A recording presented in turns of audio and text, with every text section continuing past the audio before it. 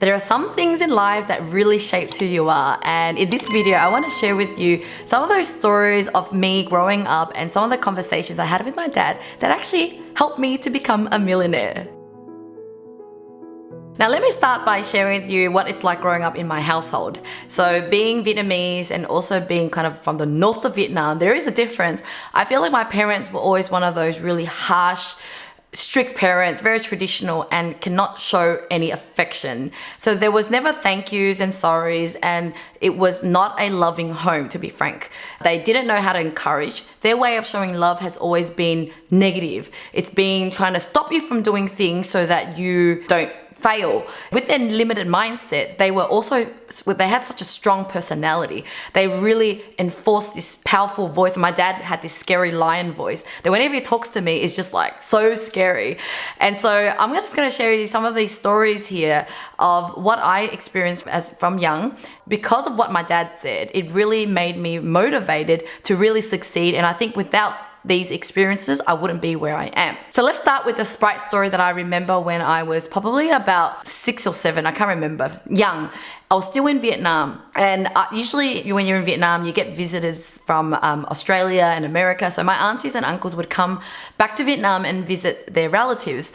And on this occasion, I remember my dad was preparing meals for them, and also there was drinks around, there was water, some soft drinks. And I remember at that time, I think soft drinks started to come out in Vietnam.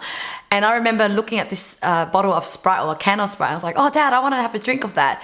And while we were waiting for my relatives to come over and visit, they were from Australia, my dad says to me, turn around, and was so angry at me, as if like, how dare you ask for Sprite? Who do you think you are? And I remember just like having this moment where I felt like, what's wrong with me? Why can't I have Sprite? And he basically was trying to imply that this Sprite is for the more important people, the special people, and you just drink this. And so the lesson it taught me is about equality. And from that moment on, I said to myself, one day I'm going to be rich, I'm going to be successful, and I'm going to show you that we're all equal. Because sometimes when you're in a developing country, people have this mindset that, oh my God, these people live overseas, they're better than us, they deserve a better treatment because they're richer than us.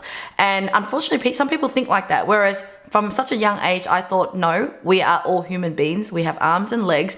And who said that they should have special treatment because they're richer than us? And so the lesson I had was equality, and that I will be successful because I want to show the world that we're all equal. So when it comes to equality nowadays, I always make sure that I give everyone an opportunity to shine. So, sometimes we hire people not just because they are already experienced with skills, but because we see potential in them, and we really help them to grow up into their role and, make sure that they transition really well and give them that opportunity. And I also love that in my business, I get to help the Philippines. So hiring people from the Philippines to work for clients in Australia means that I'm giving them an opportunity to earn a good living and feel like they have a good life. A lot of times in the Philippines, people even have to move offshore, leave their kids behind just to become maids, etc. And I feel like I'm giving them some justice, some fairness, where they can live in their country, be with their family, and make a good living as well. So I'm always looking for ways to kind of create that equality. And no matter where I am in business, I always treat everyone the same. I don't feel like I'm any better, and I feel like I just want to make sure that I continue to be that way and then teach my kids to be that way. Now, the second story that I wanted to share was when I was a little bit older, which I think I was in my early 20s. So this is when I was trying to start a business, and I was just really determined to make something of myself. And I remember my parents really doubting that I could be successful. Number one is that, we didn't come from that household that was wealthy. Second of all, I had a child, and they just never could imagine me being rich. But because I really believe in my dream, I had conviction. I would always say it out loud, and I would say, Dad, don't worry, I'm going to be rich one day. My dad was so angry at me because he could not convince me to stop dreaming. I remember he was up in the balcony at our house, and he looked down and said, if you ever get rich, I'm going to jump off this balcony and kill myself. And I was like, wow. I can't believe he said it with conviction. But I knew that he didn't mean harm. He really just could not believe it. And so what I did was I took away and went, I'm going to be so determined to prove you wrong that one day you're going to go, oh, wow, I can't believe I said that. And so that's exactly what I did. I just continued following my dreams, started my business, even though they were like, what business are you running? I don't get this. But I just continue with it. And now they have seen the fruit of my labor. And now I get to really enjoy taking them on holidays. And, they can see why I had a dream and how I worked hard and now have the success. So I've really taught them what it means to be determined and being able to change your destiny. Now, another story I remember as a kid, this is when I was already in Australia and I was doing karate. And my dad saw a lot of potential in me because I was a bit of a tomboy, I was a bit rough, and I remember really understanding karate really well, and I had really great movements. But then I was too young to really enjoy the routine. Every week, twice a week, we were doing the same thing, 1 hour of warm up and another hour of training. So after a couple of years, I got bored and I wanted to quit. But of course, my dad, who wanted to instill some values in me, where he really, I think a lot of good qualities from me still comes from my dad though, because I remember my dad is all about honesty, always about like, if you say you're going to do something, do it. And so when I wanted to quit karate, it just made him feel like I'm going to be a quitter, that I'm not a consistent person. And so he was really dreading it and really just screaming at me and said, if you can't even go karate, you can't do anything in life. You've got no consistency. You've got no kind of, this reliability. And I remember going, oh my God, do I not? I did question myself because I was a kid and I didn't want to be that person.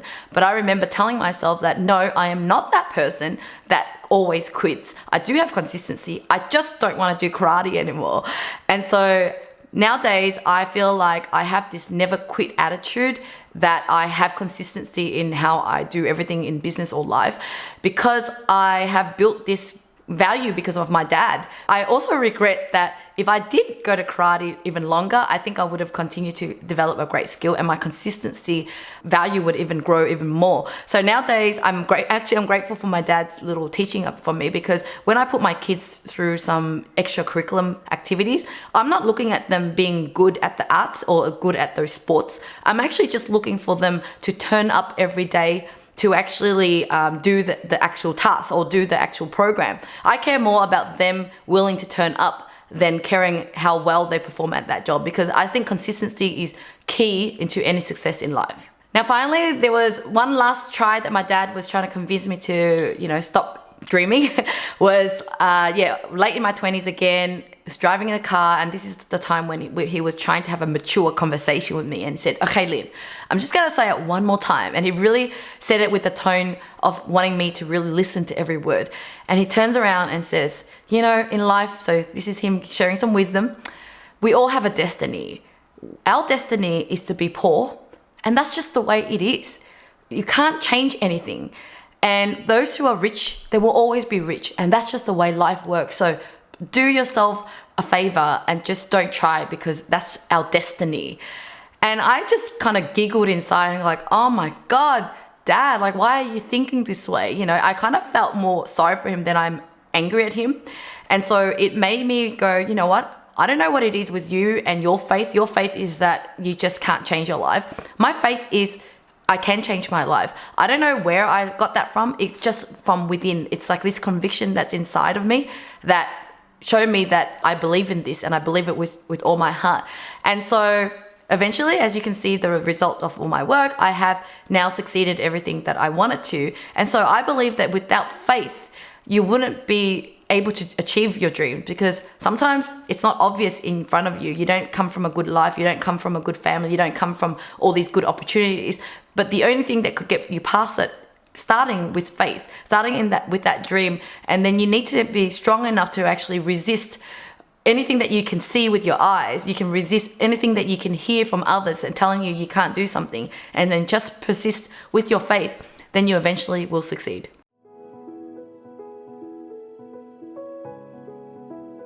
So now that I've shared with you those 4 important moments in my life, the conversations I had with my dad that made me became a millionaire, I want to tell you now that our relationship is amazing because, you know, even though my dad never said, I'm sorry, I didn't believe in you, I'm sorry I said all those things, I know from his actions that he's proud of me. And what it means is that he doesn't say those things anymore. He's not negative anymore. I remember a few years ago, I said, Dad, I want to be an actor. You know, I was so surprised when he didn't say anything. He just, okay, because now I think I've made an impact in his life. Now he believes in miracles, or he believes in, you know, things could change. And so I can see through his action that he's no longer that person, and that I have proven to him that things can happen. And so he is so much more better at the way he communicates with me. We don't fight. It also helps that I don't live in the same city, but then now I'm able to use the fruit of my hard work and take him on holiday. So my goal every year for the last few years, I think since when he turned 60, I took him on a trip to Bali with my mum. And ever since then, I just made a goal for myself to take him away every single year on a family holiday, fully paid. I remember also over 10 years ago when I first got married and moved up to Sydney, we even surprised him with a car. So basically, I'm also showing love and showing gratitude to the way he's raised me through my actions, through my giving back, without needing to actually ask him to say, hey, Dad, you know, why don't you jump off the balcony now? Or why don't you say sorry, you know? I basically didn't use any revenge ways or being spiteful. I just wanted to move on from that because I asked myself that actually my parents do love me. They just didn't know how to show it, and they actually try to save me from the failures of life. So those are the 4 important moments in my life. I would love to hear in the comments below if there was any moments in your life that has shaped you into who you are right now. And so thank you again for watching, and I look forward to seeing you again in the next video.